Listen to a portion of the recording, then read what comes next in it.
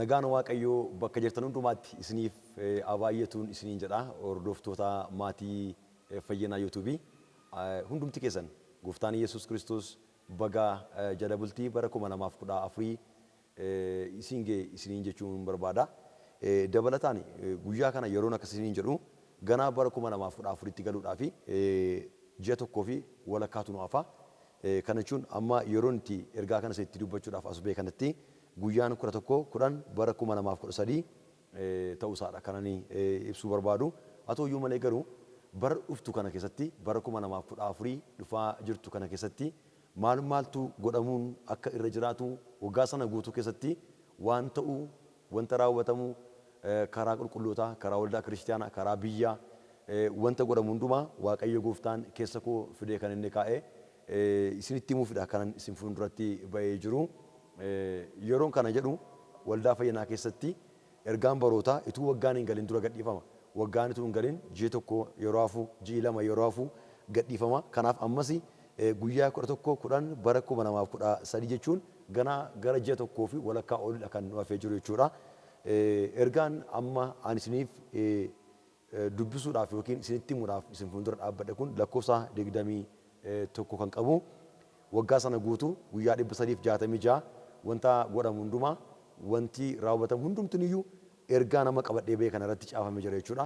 Qulqulloota waldaa keessa jiranii fi akkasumas iddoo garaagaraatti keessummoota biyyoota garaagaraa dhufanii waldaa Fayyinaa hirmaataniif barreeffamaan kennameeraa fi yookiin rabsameeraa fi guutummaa isaaniitti barreeffamaan isaan bira ga'eera kan jiru. Isin immoo biyya fagoo dhiyoo teessanii Fayyinaa dhaggeeffatan irra deebi'ee dubbachuun barbaada. Egaa Waaqayyo sinaa eebbisuu isiniin jedha. Kallattiimaan gara ergaa kanatti hin gala. Ergaa bara 2014 Waaqayyo bira gara saba isaaf warra isaaf qulqullaa'anii kan dhufe jedha. Seensa yoomiyyuu Waaqayyo waan gochuuf jedhu waan gochuudhaaf jiru hunda nuun ijoollee isaa hin dhoksu. Kanaaf akkuma bara darbee ammas Gooftaan nuuf yaada haaraa fi boru maaltu akka ta'uuf jiru nutti himuudhaaf dubbii dhoksaa baroota dhufaa jiru kana qabatee gara keenya dhufeera. Bara darbaa hunda bara darbe hunda keessatti wanti Waaqayyo dubbatee hundi ta'ee raawwatamee argineera. Waaqayyo isa dursee waa dubbatuu fi waa arguu hundaaf galanni haa ta'u. Baroota keessatti seexanni ijoollee Waaqayyoo fi yaada gaarii hin qabu. Yaada gaarii hin qabu. Jiraachuu isaanis hin barbaadu. Kanaaf Gooftaan dursee warra kan isaanii warra kan isaa ta'an hundaaf dhaamsa qaba. Akkuma kaleessa ammas wanti Waaqayyo gochuudhaaf jiru bara 2014 keessatti 14 keessa kan ta'u hundi kunooti. Ergaa kana akkuma Waaqayyo waggoottan hedduudhaaf isin barsiisee of harkaa hin dhabinaa jechuun yeroon dubbadhu lakkoofsa tokkoffaa irratti ergaa kana ganama hundumtiniyyuu dhuunfaa isaatti qabatee deemuun akka irra jiraatu ilaaluun akka irra jiraatudha. Lakkoofsi tokko ergaa bara 2014 tokko Waaqayyo Gooftaanii akkas naan jedha. Saba garaa isaa guutuu anaan waaqeffatu hunda karaa isaa, jireenya isaa, karoora isaa, bultoo isaa, tarkaanfii isaa hunda wallan qixxeessaaf homtinuu kan isaan fuula kootti himata amantiidhaan dhiyeeffatan hunda keessatti hunda keessaa tokkollee hin dhowwadhu nan deebisaaf naan jedha Gooftaan. Raajicha Isaayaas boqonnaa 28 lakkoofsa 23 mee hubadhaa sagalee koo dhaggeeffadhaa wanta ani jedhus qalbeeffadhaa jedha. Waaqayyo Gooftaanii akkas naan jedha. Lakkoofsa tokkoffaasaa saba garaa isaa guutuu anaa waaqeffatu hunda karaa isaa, jireenya isaa, karoora isaa, bultoo isaa, tarkaanfii isaa hundaa wallan qixxeessaaf homtinuu kan isaan fuula kootti amantiidhaan dhiyeeffatan hunda keessaa tokkollee hin dhowwadhu naan jedhee natti dubbate Hafuurri Waaqayyoo. Isaayaas 28 lakkoofsa 23 kan keessan jechuudha. Irra deebiin dubbifattu sunii mee hubadhaa sagalee koos dhaggeeffadhaa wanta ani jedhus qalbeeffadhaa jedha. Lakkoofsa lammaffaan haala sabni kun keessa jiraatu hunda nan jijjiira. Xoofoo hadhaas harka saba koo irraa nan buusa. iddoo isaan dhaabbatanii ana waaman hundatti argamuudhaan ariifadhee hidhaa isaanii nan kukkuta. Garaan anaa wajjin jiraatu hundi ulfina koo arga jechuun gooftaan sagalee isaa ergeera. Ammas dabalataan raajichuma Isaayaas boqonnaa 24 lakkoofsa 4 irra yeroo dubbifatanii ati isa deegaadhaa fi iddoo baqaa hin taate isa dadhabaas yeroo gidiraa isaatti hin gargaarte jedha. Isaayaas dubbata kana. Waaqayyo maal jedha? Haala sabni kun keessa jiraatu hunda nan jijjiireera. Xoofoo hadhaa harka saba koo irraa nan buusa. Iddoo isaan dhaabbatanii ana waaman hundumaatti argamuudhaan ariifadhee hidhaa isaanii nan kukkutaa'edha. Nan gargaaraa, nan birmadhaaf jedha Waaqayyo gooftaan macaa. Waaqayyo lafa isin jirtan hundumaatti isin gargaara. Abdii isinii ta'a Waaqayyo. Harki Waaqayyo isin bira dhufuudhaaf, harki Waaqayyo isin gargaaruudhaaf yeroo hundumaa qophaa'aa akka ta'e dabalataan sagalee Waaqayyo kan mirkaneessu Isaayaas boqonnaa 24 lakkoofsa 4 irratti ati isa deegaadhaa fi iddoo baqaa hin taate isa dhabaas yeroo gidiraa isaatitti hin gargaarte jedha. Lakkoofsa 3ffaan biyya Itoophiyaa kana keessatti waan gurguddaa lama argama. Isaanis tokko lola mana mootummaa keessaa ka'u.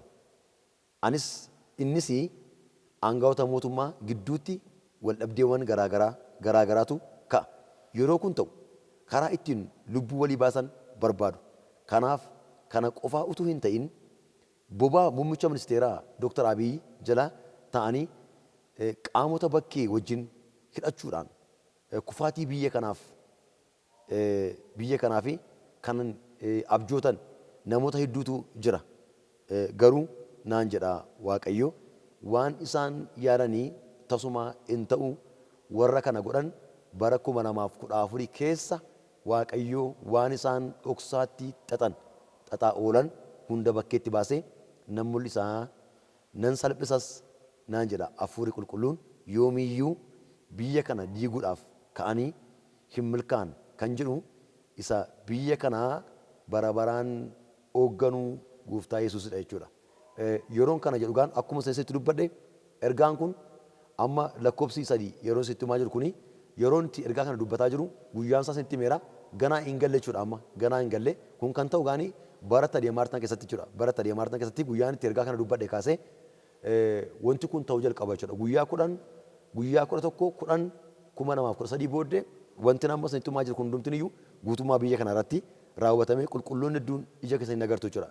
Wanti ta'u hundumtiniyyuu mana mootummaa keessa rakkoon yeroo uumamu aangawoonni mootummaan imaanaa guddaan itti kenname bakkoota garaagaraatti qarshii fudhachuudhaan lubbuu namootaa gurguraa akka isaan oolan dhiiga dhangalaasaa akka isaan oolan biyya kana diiguudhaaf baay'ooliin isaanii mana mootummaa fakkaachaa gaggeessaa biyyaa fakkaachaa waan isaan godhan baay'een isaanii bara 2014 yeroo nammatti ergaa kana dubbataa jiru kaasee wanti kun guutummaa guututti raawwatamee ijaan arguu hin jalqabdu. Yeroo agartanii lakkoofsa isaatti raayitii godhaa deemtu jechuudha yookiin saroorsaa deemtu yeroo inni deebi'u raayitii irratti godhaa deemtu jechuudha.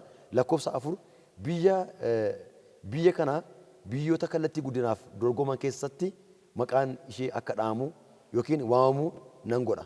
Garuu naan jedha Waaqayyo inni dursee waan hundumaa argu kun akka hin taaneef biyya Itoophiyaa kana irratti lolli gurguddaan karaa 4 irratti akka banamu Waaqayyo keessaa baasee anatti hima.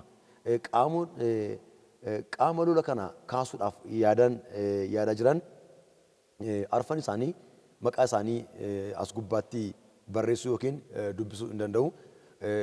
Qaamonni kun arfan isaanii akkasii kanadhaa jedhee dubbachuu danda'u sababiin isaa wantoonni garaagaraa waan jiranii fi guutummaatti garuu karaa arfan isaa lolli baname agartu biyyi Itoophiyaa biyyoota guddinaaf dorgoman keessatti akka qooda fudhattu akka isheen olaantummaa gonfattu Waaqayyo natti himeera. Garuu kun akka hin taaneef daangaa kan ta'an jiru kun akka hin taaneef gufuu kan ta'an jiru kun akka hin taaneef karaa garaagaraatiin biyya kana irratti rakkina gurguddaa kan uuman biyya kana irratti rakkoowwan guddaa akka Itoophiyaan ol hin jenneef kan hojjetan akka jiranidha. Kanaaf qulqulluun natti himaa jiru. Haa ta'u iyyuu malee garuu Waaqayyo biyya kanaa fi Waaqayyo gooftaan harkasaa ol kaasee akka jiru natti himaa jira. Isin hin agartu waan taataniif qaamota kana arfan isaanii hin agartu ijaanis hin agartu sanan bu'uuraan dhagaa jirtan. Isaayaas 49 lakkoofsa 17 hin dubbistu. Warri si diiganii si balleessan dafanii si keessaa hin ba'u jedha. Ijoolleen kee warri si ijaaran immoo ariitiidhaan gara keetti hin deebi'u jedha. Isaayaas 49 lakkoofsa 17 warri si diiganii si balleessan dafanii si keessaa hin ba'u. Haaleluyyaa. Ijoolleen kee warri si ijaaran immoo ariitiidhaan gara keetti hin deebi'u jedha. Gara keetti hin deebi'u. Waaqayyoo biyya kana hin diigu. Sababiin isaa biyyi kun biyya qulqullootaati. Biyyi kun biyya Waaqayyooti. Biyyi kun biyya raajonni Waaqayyoo gurguddoonni keessatti ka'anii jiranidha. Biyyi kun biyya Waaqayyo gooftaan macaa jalqabarraa kaasee abdii kenneef jirudha waan ta'eef harki diigu martiin diigama garuu Waaqayyo biyya kana wajjin hin jira jechuudha. Kana yeroo dubbadhu qaama kamiiniyyuu ani raajii Waaqayyooti. Qaama kamiiniyyuu deeggaruu qaama kamiiniyyuu jibbuu utuu hin ta'in ergaa Waaqayyo natti fidee isinitti himuu barbaadeen lakkoofsa 5 irraa akkas jira. Wanti abdii nama kutachiisu hin baay'ata. Dhaga'uudhaaf kan nama jibbisiisu, laphee namaa kan dadhabsiisu iddoo garaa garaatti hin dhaga'ama, hin argamas. Waaqayyo gooftaan garuu humna saba koo warra dhuunfaa koo ta'an haaressuu Waaqa irraa isaan irratti nan dhangalaasaa, nan oolchas naan jedha Waaqayyotu. Agartanii wanti abdii nama kutachiisu hin baay'ata. Dhaga'uufis kan nama jibbisiisu, laphee namaa kan dadhabsiisu iddoo garaa garaatti hin dhaga'ama, hin argama. Waaqayyo garuu saba isaatti akkas jedheera. Humna isaan haaressu. Lafuma dadhabbiin baatu keessatti qormaanni gidiraan rakkinni hedduun baatu keessatti Waaqayyo godhu ijoollee isaa nan jajjabeessa humna isaan haaressu Waaqarraa nan ergaa fi hin jabaatu hin dhaabbatu humnan ta'aaf jedha Waaqayyo. Waaqayyo humna isinii ta'a.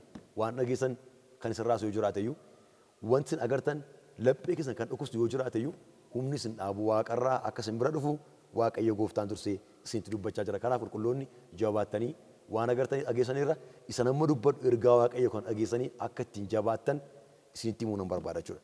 Lakkoofsa 6 akkas jedha. 6 akkas jedha.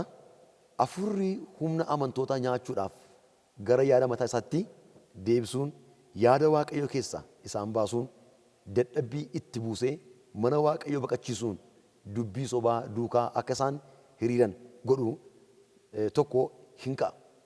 Ijaanis in argama. Kanaaf sabni dubbii koo dhaga'u dursee haa kadhatu of haa eeggatu jechuudhaan Waaqayyo natti dubbateera. Ximootos jalqabaa boqonnaa 4 lakkoofsa 1 amma 2 yeroo dubbisatan bara booddeetti namoonni tokko hafuurota wallaalchisoodhaa fi barsiisa hafuurota hamoota duukaa bu'anii amantii wangeelaa irraa akka garagalan hafuurri qulqulluun keessaa baasee in dubbata. Warri sobduun of hin argineen yaanni garaa isaanii diiminaan gubame milikkita seexanaa godhate kun jara kana wallaalchisanii garagalchaniiru jedha. Ergamichi Phaawulos garagalchaniiru jedhee dubbata. Kanaaf namooti Waaqayyo keessumatti qulqulloonni Waaqayyo abboonni amantii raajonni Waaqayyo adaraan dubbii Waaqayyo sun akka kan jiru adaraa wangeelaa baatanii kan jirtan manni qulqullummaa Waaqayyo isin irratti kan ijaaramee jiru akka isin kadhattan amantiidhaan akka isin dammaqxan wangeelaa sabni akka baratu akka isin gootan dubbii Waaqayyootti namni akka jabaatu keessumatti dhaloonni kun yaada Waaqayyo wajjin akka inni bu'ee jiraatu yaada Waaqayyo kan inni barbaaddatu dhaloonni kun fedha isaa lafa kaa'ee fedha Waaqayyo duukaa kan inni bu'u akka gootan irra deebi'ee dubbachuu nan barbaada. Isinis hordoftoonni yuutuubii fayyinaa TV hundumti keessan yeroo kana dhageessanii kaaftanii akkasiin dafa jirtanitti Waaqayyoon kadhattan jabaattan waan jiru hundumaa addaan baaftanii inni kamtu sirriidha isa kamtu sirrii miti akkasiin jettan nan barbaada. Waaqayyoo gurra dhageessaniin hafuura hubannaadhaan yaada gooftaa duukaa bu'uu isiniif haa kennu jechuun barbaada. Hordoftoota fayyinaa yuutuubii fayyinaa TV lakkoofsi 7 jibbatu baay'ata kunis jedha. Maatii fi maatii gidduutti, ollaa fi ollaa gidduutti, naannoo fi naannoo gidduutti, biyyaa fi biyya gidduutti yeroo kun ta'u lubbuun akka malee bada dhiigni hin dhangala'a. Diigamuutu baay'ata. Kanaaf jireenya isaanii keessa diigamuutu baay'ata jedha. Baay'ata. Waaqayyo gooftaan akkas jedheetu anatti hima. Yeroo hunda jireenya isaanii keessa warra ana Waaqayyoof iddoo laatan ibsaa hin dhaamne nan ta'aaf nan oolchas. Miichila balbala isaanii irratti humna oolchuu kaa'a jechuun warra kan isaaf abdii galeera jedha. warra kan jibbatu baay'ata. Kunis maatiif maatii gidduutti, ollaaf ollaa gidduutti, naannoof naannoo gidduutti, biyyaaf biyya gidduutti. Yeroo kun ta'u lubbuun akka malee hin bada. Dhiigni hin dhangala'a. Diigamuutu baay'ata. Kufaatiitu baay'ata. Waaqayyo gooftaan akkas jedheetu natti hima. Yeroo hunda jireenya isaanii keessa warra anaaf ana waaqayyoof iddoo laatan ibsaa hin dhaamneef nan ta'aaf jira. Ibsaa hin dhaamneef. Ibsaan hin dhaamne hin jiru. Biyya lafaa irratti ibsaa harki namaa hojjete hundumtuu hin dhaama. Ibsaan hin dhaamne garuu isa waaqarraa ifu duwwaadha. Yesuus Kiristoos ifa jireenya bara baraa waan ta'eef isin warra waaqayyoof iddoo laattaniif, waaqayyoof jiraattaniif, waaqayyo dukkana keessatti, dhiiga dhangala'u keessatti, lubbuu badu keessatti, rakkinoota hedduu uumaman keessatti waaqayyo ibsaa bara baraan isinii ta'a isiniin jedheera waan ta'eef jabaadhaa. Isin jechuun barbaada. Sagalee waaqayyo dabalata naa mirkaneessu yookiin konformi naa godhu mul'ata Yohaannis boqonnaa 7:1-3 ilaa akkas jedhee isin dubbise. Kanaa booddee ergamoonni afur golee lafaa arfan irra dhaabbatanii qilleensatti, lafatti, galaanatti, mukattis akka hin qilleensofnetti qilleensota golee arfanii ittisuu isaanii nan arge jedha. Ergamaan tokko immoo Waaqayyo isa jiraataa biraa mallattoo fudhatee karaa boruu utuu ba'uun arge jedha. Ergamichis ergamoota arfan warra lafaa fi galaana miidhuun isaaniif kenname sana sagalee guddaadhaan waame. Hammuni adda hojjettoota Waaqayyo keenyaatti mallattoo goonutti lafatti, lafa, galaana, mukas hin miidhinaa isaaniin jedhee jedha. Hin miidhinaa hangan mallattoo godhuttedha. Waaqayyo gooftaan mallattoo isinitti godheera. Waaqayyo mallattoo oolu, mallattoo jiraachuu, mallattoo darbuu, mallattoo baraaramuu, hafuurri qulqulluun adda keessan gubbaatti mallatteesseera. Kanaaf deebiin dubbadha ammas taanaan karaa yuutuubii fayyinaa tiiviitiin namoonni hordofaa jirtan mallattoon oolu isin irra kaa'ameera. Maqaa Yesuus hin ooltu.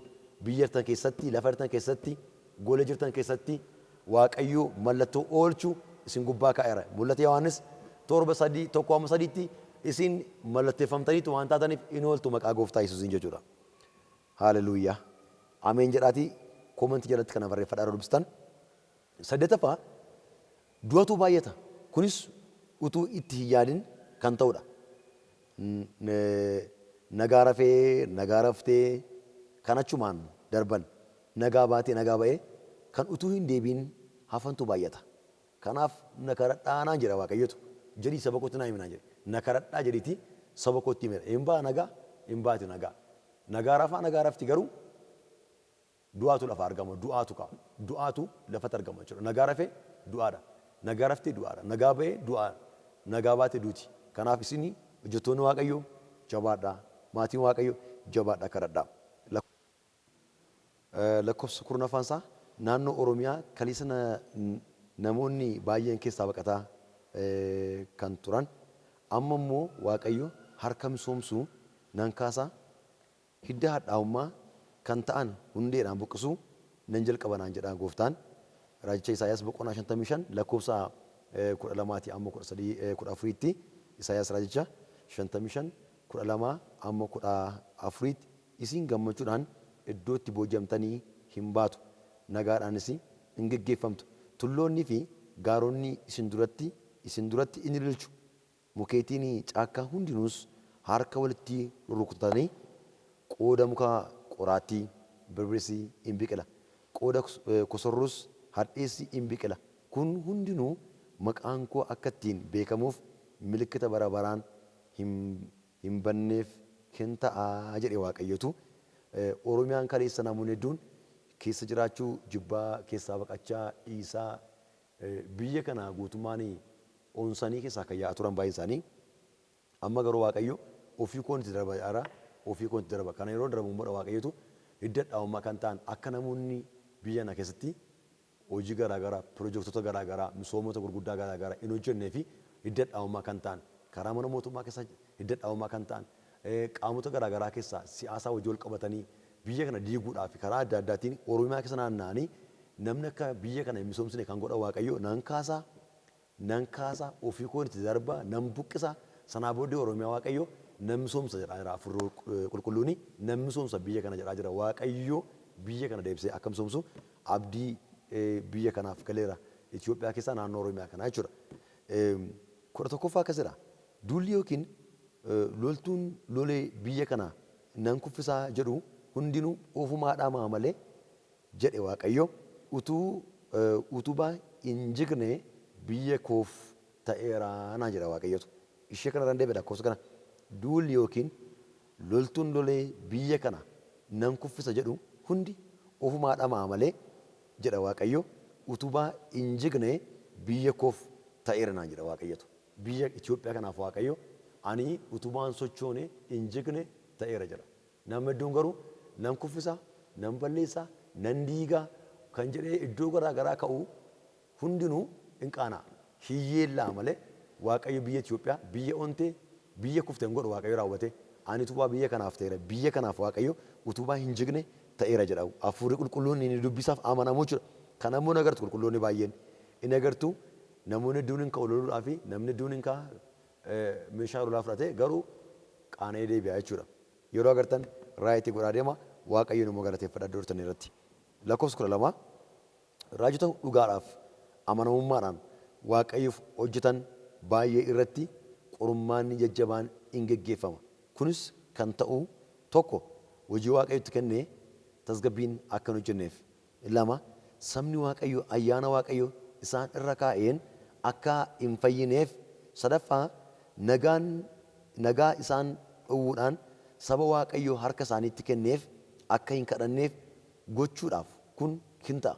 Waaqayyo gooftaan abbaan raajota isaa garuu akkas naan jedha. Kan duraa caalaa humna lolee isaan mo'achiisu isaan irratti nan dabala ogummaa isaan ittiin oolanis nan badhaasa hin ta'a malee isaan danquuf isaan balleessuu hin danda'u naan jedhe hafuurri qulqulluun inni hundumaa danda'u nan oolchaa jedheera.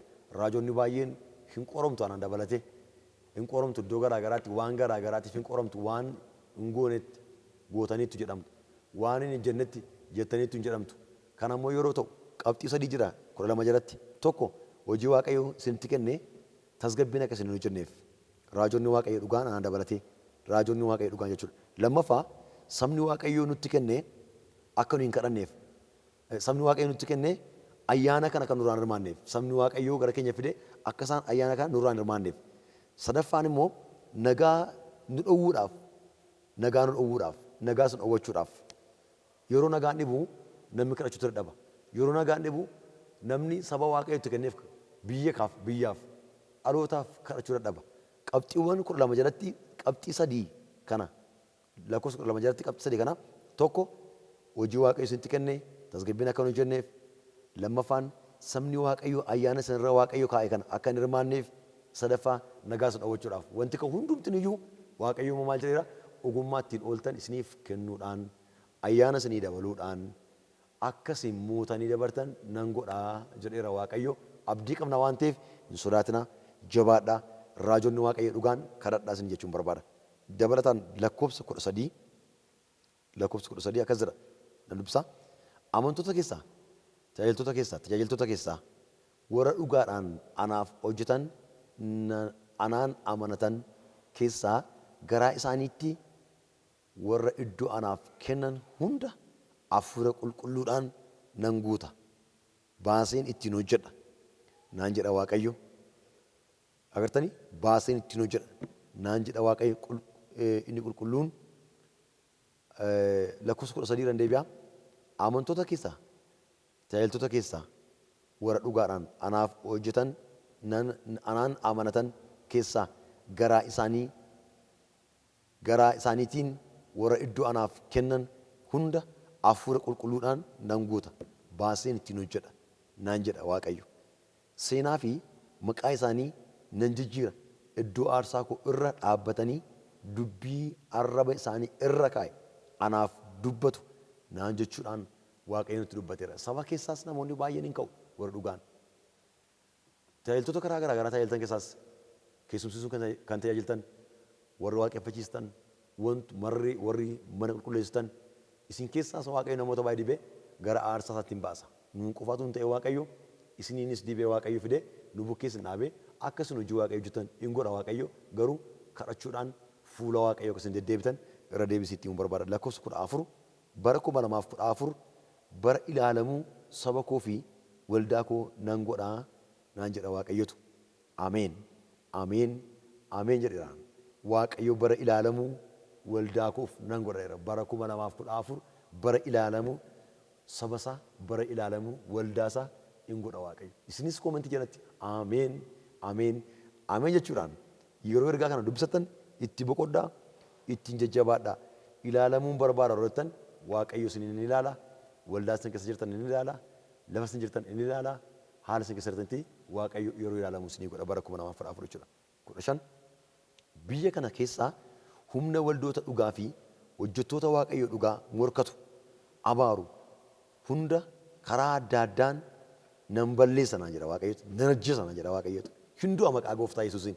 Agartanii biyya kana keessaa humna waldoota dhugaa fi hojjettoota Waaqayyo dhugaa morkatu abaaru hunda karaa adda addaan nan balleessa, nan ajjeesa, nan kaasadha afurra Waaqayyo. Hin kaasa nurraa Waaqayyo. Waldaa nutti kennamte waldaa dhugaa, dubbii Waaqayyo dhugaa, wangeela dhugaa, saba Waaqayyo nu kan hin geenyeef afura nu abaaru karaa adda addaatiin. Hamattootaan kan nu abaaru, xonqaawotaan kan nu abaaru, budootaan, toshattootaan, hamattootaan, jallootaan kan nu abaaru Waaqayyo nan ajjeesa, nan dhaa, nan kaasa waan nuun jedheef Yesuus Kiristoos dubbii dhugaa nutti dubbateera. Kana mootu Waaqayyo ajjeesu, ituu Waaqayyo kaasu, ituu Waaqayyo nurraa abaaru arguuf jirtu jechuudha. Waaqayyo mirga guutuu akka nuyi gonfannee hojii isaa hojjennu hin godha afurra Waaqayyo jechuudha. Lakkoofsa 16 wanta ati jalqabdee dhiifte hunda ani immoo siif nan xumuraa siin jedha Waaqayyo. Ati jalqabdeetta garuu hin dhiifte. Waaqayyo immoo sati jalqabdee dhiifte humna kee ol ta'uu danda'a, dinagdee kee ol ta'uu danda'a, haala kee ol ta'uu danda'a, sammuu kee ol ta'uu danda'a. Waan ati yaaddee baate ol ta'uu danda'a. Waaqayyo ittan sii fufsiisa siin xumura siin jedheera. Sii xumura afurra Waaqayyo karaa adda addaatiin.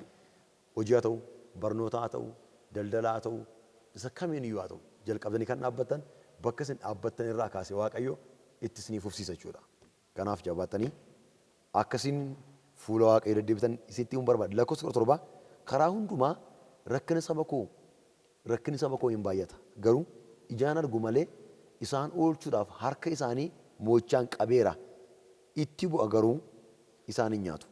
Akka isaan nagalateeffataniif dhimma isaanii hunda gidduu nan galaaf naan jedha Waaqayyo Gooftaan macha. Gidduu nan galaaf. Agartanii isinitti bu'a. Dhukkubni dhufaa isinitti bu'a. Rakkoon dhufaa isinitti bu'a. Qormaan dhufaa isinitti bu'a. Lolli dhufaa isinitti bu'a. Du'iin dhufaa isinitti bu'a. Garuu isiniif isa gidduu Waaqayyo galeera waan ta'eef ijaan agartanii Waaqayyoon galateeffatu irraa ala kana fe hin miidhamtanii hafuurri qulqulluun isinin oolchaa isiniin jedheera. Haaleluyyaa. Ergaadha kun bara 2014 keessa kan ta'u jechuudha. Lakkoofsa 18 guddina fakkaachuun dinagdeen biyya kanaa humnaa ol in dabala. Jiraachuu baay'ee hin ulfaata. Garuu Waaqayyo saba isaaf maaddii dhoksaa nan qopheessaaf dhabanii harka namaa hin ilaalan liqiif balbala namaa hin dhaabbatan naan jedha hafuurri qulqulluun inni dursee waan hundumaa argu jechuudha. Dinagdeen baay'een hin dabala. Yeroo inni ergaa kana dubbadhu kaasee humnaa ol guddina fakkaatee hin dabala. Wanti dhumtu humnaa ol hin dabala. Wanti baay'een humnaa ol dabala. Guddina fakkaatee haa ta'u malee gara Waaqayyo saba koof maaddii dhoksaan qopheesseera. Maaddii dhoksaa karaa nyaataa, karaa ijaarsaa, walumaa galatti kallattiiwwan arfaniin iyyuu maqaa tokko lamaan waamuu baadhee wanti baay'een guddina fakkaatee humnaa ol dabala. Garuu Waaqayyo gidduun isinii gara isinii jedheera. Gidduu gala duwwaa tun ta'anii immoo Waaqayyo maaddii dhoksaa isin irraa nyaatanii quuftan isiniin qopheessaa. Liqii harka namaa hin ilaaltanii, mana namaa hin naqxanii, an isiniif jira isiniin jedha afurri Waaqayyo. Isiniif jira isiniin jedha. Inni isin uume Gooftaa Yesuus Alfaa Oomeegaa inni jalqabaaf dhumate afur qulqulluun. Lakkoofsa 19 humni biyya kanaa nagaa dhowwu iddoo garaa garaatti hin qabama. Ilaa humni biyya kana nagaa dhowwu iddoo garaa garaatti hin qabama. Iddoo garaa garaatti hin qabamu. Waaqayyoon qaba. Biyya kana kan nagaa dhowwatu hin qaba. Ilaa akka jedheera. Laphee saba koo miidhameef jedhee akka ittiin hojjetan, akka itti baratan, akka itti ba'anii galan isaan dhowwee hunda iddoo garaa garaatti Waaqayyo tarkaanfii irratti nan fudhadhaa naan jedheera. Namni akka itti hojjetu, akka itti baratu, akka itti nagaan bahee galu kan dhabsiise hafuurri qulqulluun tarkaanfii irratti fudhadhaa nan qabadhaara waaqayyo hin qaba waaqayyo karaa adda addaan qabamu namoonni kun hin qabamu kallattoota garaa garaa jiran irratti afurri waaqayyo nan qaba naan jedheera. Digdammaffaa meeshaawwan gurguddaa biyya kanaa fi aangaa'ota mana mootummaa keessa balleessuudhaaf meeshaawwan gurguddaa biyya kanaa fi aangaa'ota mana mootummaa keessa balleessuudhaaf hanga hojjettoonni tokko hojii itti kenname hanga hojjetaan tokko hojii itti kenname fi waajjira isaa baqachuu ga'utti kan dhiphisu sagalee yaaddoo fi sodaachifamuun badii biyya kanaaf harki meeshaawwan badii baatee seenuu jira. Haa ta'u malee hin gala malee hin qabama. Meeshaan ittiin biyyoota garaa garaati biyya bakkeerra mana mootummaa keessaa aangaa'ota mootummaa balleessuudhaaf namni sodaarraan kan ka'e imaanaatti kenname lafa kaa'ee hanga waajjira isaa baqatutti hanga ga'utti meeshaawwan sagalee qaban meeshaawwan sagalee hin qabne meeshaawwan fagoof dhiyootti waa gochuu danda'anii biyyoota bakkeerraa hin galu. Garuu haa galan iyyuu malee garuu maal jedhamtu waaqayyo nan qabaadhe waaqayyo nan qaba hin qabamu naan jedha waaqayyo akkuma dhufee galee meeshaan kuni qabamuu jalqaba jechuudha. Rasaasonni baay'een hin qabamu meeshaawwan baay'een hin qabamu kilaashonni baay'een walumaa galatti meeshaawwan sagalee gurguddaa qabanii fi sagalee xinnoo qaban sagalee hin qabne baay'een hin galu garuu waaqayyo hin galu malee hin qabamu naan jedheera. Waaqayyo ija bulchitoota biyya kanaatti geggeessitoota biyya kanaatti mul'isee meeshaawwan garaa garaa hin qabamu waan ta'eef ajabaan waaqayyo saba sana nagaa dhoowwachuudhaaf biyya kana nagaa dhoowwachuuf kan ka'u dhimmi keenya dhimma biyyaati dhimmi keenya dhimma sabaati waaqayyo raajii godhee kan deebina kaaseef saba kanaaf waan ta'eef kanaaf immoo waaqayyo hin qabama naan jedheera. Lakkoofsa 21 qaamonni biyya Itoophiyaa kanaa nagaa dhabsiisuudhaaf qophaa'aa jiran natti agarsiisa. Waaqayyo kunis karaa adda addaan waliif galuudhaan laagartanii karaa adda addaan waliif galuudhaan sobanii biyya Itoophiyaa akka waan jaallatanii itti araara buufna jechuun of eeggachiisanii of dagachiisanii miidhaa gurguddaa gochuuf qophii isaanii hunda xumuraa jiran waaqayyo nutti agarsiisa. Irreen isin deebi'a lakkoofsa 21 qaamonni biyya Itoophiyaa kana nagaa dhabsiisuudhaaf karaa adda addaa walii galan jiru. Karaa adda addaa walii galan jiru. Isin dhibaa kaleessa diina kan ta'an amma deebinee kan firooma ta'an karaa garaa garaatiin kan walii galan jiru. Yeroon ergaa kan isinitti himu sinas itti dubbadheera. Guyyaan 11 bara 2013 jechuudha. Gana fuula duratti kan ta'udha jechuudha kun. Yeroo nama dubbadhe kaasee kan ta'udha jechuudha. Qaamonni kun walii galanii biyya kana nagaa dhabsiisuuf, kuffisuuf, balleessuudhaaf. Kanneen biraan immoo biyya Itoophiyaatti araaramaniitu akka waan biyya kana jaallatanii itti araaramanii erga biyyi kun of dagattee booddee araara wajjin buuseera. Isheen anaaf nagaadha biyya akkasii biyya kanaaf nagaadha jettee sa'aatii isheen of dagattutti waraana gurguddaa bananii biyya kana balleessuuf kan ka'an jiru garuu waaqayyo maal jedhametu hin danda'amu naan jedhe walii galu malee waaqayyo humna dhabsiisaa gidduun galaa humna dhabsiisaa gidduu galeen immoo garaa gara baasaa inni isaa yaadanii kan hundumtiin iyyuu akkuma yaadanitti karaa tafa jechuun waaqayyo natti dubbateera. Isa dhumaa 22 iyya qulqulloota baay'eef deebii nan kennaa naan jedheera gooftaan bara itti sabni koo iyyaa oolan utuu hin ta'in bara sabni koo isa iyyaniif deebii itti baatanii ana waaqayyoon galateeffatan hin ta'a jechuun waaqayyo lakkoofsa 22 irratti xumureera. Waaqayyo baratti iyyaa ooltan baratti kadhachaa ooltan utuu hin ta'in baratti isa boossaniif isa kadhattaniif deebii argattanii waaqayyoon galateeffatan isiniif godheera waaqayyo. Hordoftootaa fi kabajamtoota maatii yuutuubii Fayyinaa TV Gooftaan Yesuus naa eebbisuu guddaa galatoomaa ergaa lakkoofsa 1:22 qabu kan irratti kadhadhaa. Waaqayyo isin duukaa ta'u kadhachuu qofaatu hin ta'in koomentii sabskiraayib gochuudhaan sabskiraayib gochuu qotuu hin ta'in immoo sheerii gochuutiin namoota waaqayyo akka isaan itti jajjabaatan akka isaan ittiin haareffaman akka isaan dammaqanii kadhatan gochuutiin sheerii gootanii akkasii waliin geessan irra deebi'ee itti himuun barbaada. Ani asumaan ergaan isiniif qabadhee bahee xumureera. Waan qophii biraan deebinee ol agarraa Gooftaan Yesuus isin duukaa ta'u iji nagaa argu lafartanitti nagaan Kiristoos isin duukaa ta'u fayyaa ta'a.